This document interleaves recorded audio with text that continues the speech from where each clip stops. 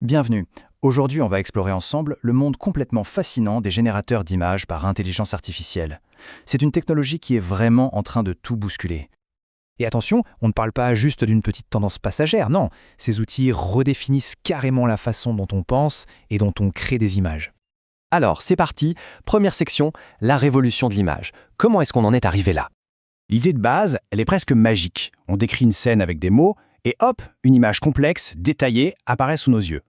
C'est ça la grande promesse. Plus besoin d'être un dessinateur de génie pour donner vie à une idée. D'accord, mais alors comment est-ce que ça fonctionne concrètement? Il y a quoi sous le capot? Alors, tout part de ce qu'on appelle un prompt. En gros, c'est juste une instruction, une description qu'on écrit. Par exemple, on pourrait taper « un chat en armure de samouraï dans une forêt de bambou, style estampe japonaise ». Et là, un vrai dialogue s'engage. D'abord, l'IA décortique le prompt pour tout comprendre.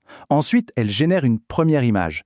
Et c'est là que ça devient génial. La troisième étape, c'est la discussion. On peut dire « non plus sombre », ajoute des fleurs de cerisier, et on affine comme ça, petit à petit, jusqu'à avoir le résultat parfait. Très bien, maintenant qu'on sait comment ça marche, qui sont les grands noms du domaine? Quels sont les outils qui dominent le jeu? Il y a surtout 3 géants qui reviennent tout le temps. DALL-E, Midjourney et Stable Diffusion.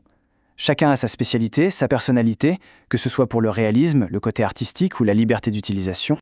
Et si on regarde le détail, c'est assez parlant. DALL-E, c'est sur abonnement et c'est le roi de la personnalisation.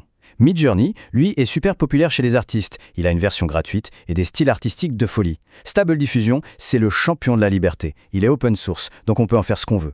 Et puis on a des nouveaux qui arrivent, comme Imagen 4 Ultra, qui joue la carte de la qualité d'image absolue. Bref, il y en a pour tous les goûts et tous les besoins. Ok, la technique, c'est une chose. Mais dans la vraie vie, à quoi ça sert? Comment les créatifs s'en emparent? Eh bien, les usages sont hyper variés. Ça va de la création de visuels pour une campagne de pub, à l'illustration complète d'un livre, en passant par l'exploration de concepts artistiques un peu fous, ou même le design de vêtements pour la mode. Ce qu'il faut bien comprendre, c'est que ce ne sont plus du tout des gadgets. C'est devenu un outil de travail essentiel pour plein de monde, des artistes indépendants aux grandes entreprises qui veulent des visuels qui sortent du lot. Bien sûr, une technologie aussi puissante, ça ne vient pas sans son lot de questions et de défis. Le premier gros sujet, c'est un vrai casse-tête juridique. À qui appartient l'image générée? À la personne qui a écrit la phrase? À l'entreprise qui a développé l'IA? Ou à personne? Le droit d'auteur est complètement chamboulé, et la justice commence à peine à se pencher là-dessus. Au début, il y a eu une vraie inquiétude chez les artistes. Est-ce que l'IA allait tuer la créativité humaine? Mais ce qui est intéressant, c'est que le discours a beaucoup évolué. Maintenant, on voit de plus en plus l'IA comme un allié, un partenaire créatif qui permet d'explorer des choses nouvelles. Et au-delà du droit, il y a d'autres débats super importants. La question des biais, par exemple. Comme l'IA apprend sur des milliards d'images qui viennent d'Internet, comment on évite qu'elle reproduise nos stéréotypes? Il y a aussi la question de la responsabilité. Si une image problématique est créée, c'est la faute de qui? Et enfin, il faut reconnaître les limites actuelles. L'IA a encore du mal à capter toute la subtilité des émotions humaines. Alors pour finir, regardons vers l'avenir. Vers quoi est-ce qu'on se dirige?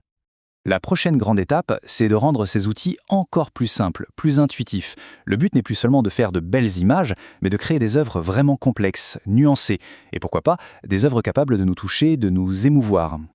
Et tout ça, ça nous laisse avec la question finale, presque philosophique. Est-ce que l'IA va rester un simple outil, une sorte de pinceau ultra sophistiqué, ou est-ce qu'elle est en train de devenir une artiste à part entière? Le débat est ouvert.